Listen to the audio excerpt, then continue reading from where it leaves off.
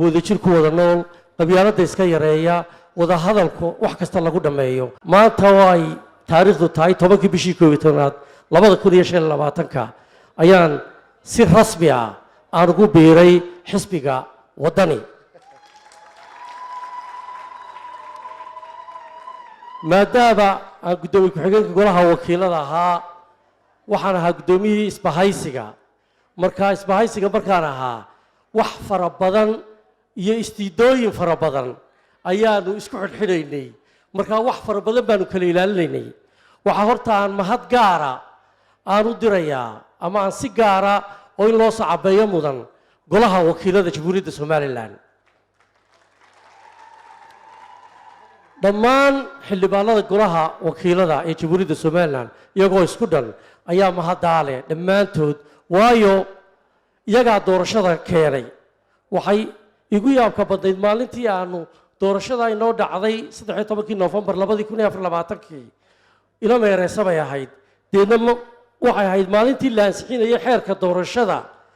waxay ahayd in subaxdii annaga oo 60 xildhibaan ku fadhina golaha wakiilada in mikrofoonkii la jaray oo bahalkii la waayay dabadeedna ay noqotay in la baxo haddii la baxana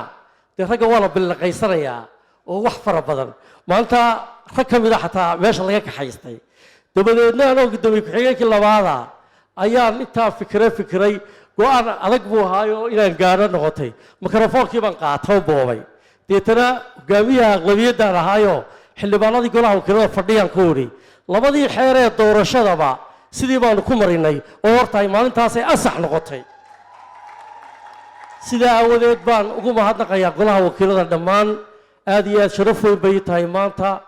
insha allahu inaanu xisbigana aynu ka shaqayno iyo dadkeenna iyo dalkeenna maanu shaqayno ilaahayna waxaan ka baryaa madaxweyne inuu xilka kugu asturo oo ilaahay annagana naga dhigo kuwii talada wanaagsan ilaahay ku ilhaaminayay waayo hudada iyo ilhaanta ilaahay baa leh ilaahay dalkeena iyo dadkeena inuu noo barakeeyo bogeynana burcad isku mariyo aan dad isdhegaysta is-ixtiraama